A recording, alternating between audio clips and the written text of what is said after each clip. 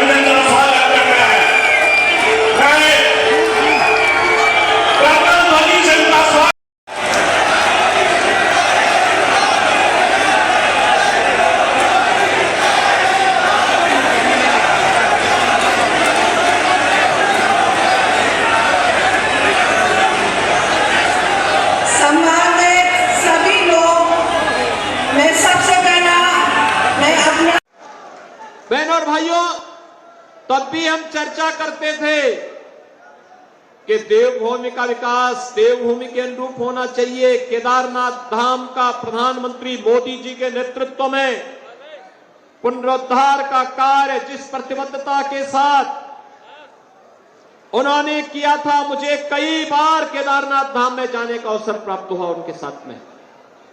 बहनों और भाइयों, वह अभिनंदनीय है और हम लोग चाहते हैं जैसे अयोध्या बन चुकी है ना, उसी तर्ज पर हरिद्वार को भी बनाना संवारना है। इसके लिए सौभाग्य से त्रिवेंद्र जी आपके सांसद प्रत्याशी के रूप में आपके बीच आ चुके हैं। अनुभव, जब व्यक्ति का अनुभव होता है तो उसको प्रभावी क्रियान्वयन के लिए कोई समय नहीं लगता।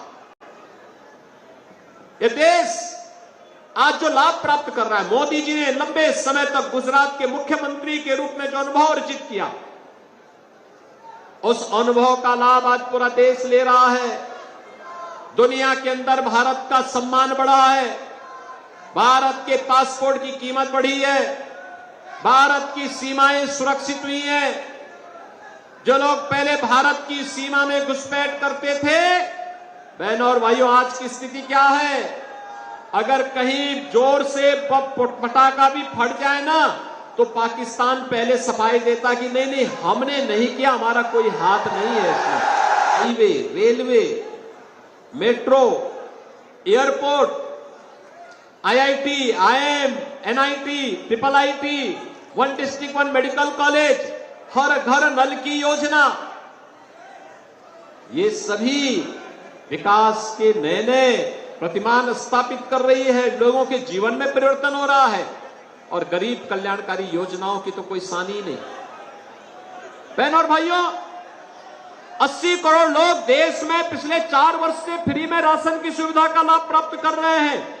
और आज ही प्रधानमंत्री जी ने भारतीय जनता पार्टी का संकल्प पत्र जारी किया है। विकसित भारत की संकल्पना पर आधारित यह संकल्प पत्र इस बात को दोहरा रहा है कि हमें आत्मनिर्भर भारत बनना है। 80 करोड़ लोगों को अगले 5 वर्ष तक फ्री में राशन की सुविधा का लाभ देने के लिए भारतीय जनता पार्टी प्रतिबद्ध है। पहले लोगों को इस बारे में चिंता होती थी कि क्या होगा, कैसे सुधरेगा यूपी। मैंने कहा चिंता मत करो, अब तक बेटी और व्यापारी की सुरक्षा 17 के पहले यूपी में खतरे में थी, लेकिन 17 में जब आए हमने कहा देखो सुधर जाओ भाई, सुधरोगे नहीं तो गफलत में मत रहना कि जेल जाएंगे, जेल के पहले जहन्नुम पहुंचा देंगे। भाई जो आम श्रद्धालु है उसके लिए भगवान राम का मंदिर है, उसके लिए जय श्री राम, लेकिन जो कानून को नहीं मानेगा उसका राम नाम सत्य है भी तय है। बहनों और भाइयों, विकास सुरक्षा की सबसे पहली आवश्यकता है, विकास की सबसे पहली प्राथमिकता है, सुशासन की पहली प्राथमिकता है सुरक्षा। देश की सुरक्षा हो या प्रदेश की बेहतर कानून व्यवस्था, ये केवल और केवल भारतीय जनता पार्टी दे सकती है। युवाओं की आजीविका की व्यवस्था हो या देश की आस्था को सम्मान देने का कार्य, विरासत और विकास का ये बेहतर समन्वय, ये केवल भारतीय जनता पार्टी कर सकती है।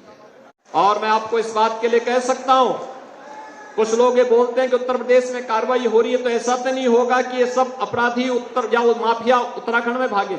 मैं कहता हूं देखो, मैं उसको इस लायक ही नहीं छोड़ूंगा कि वहां से निकलकर इधर आ सके, इस लायक ही नहीं छोड़ेंगे।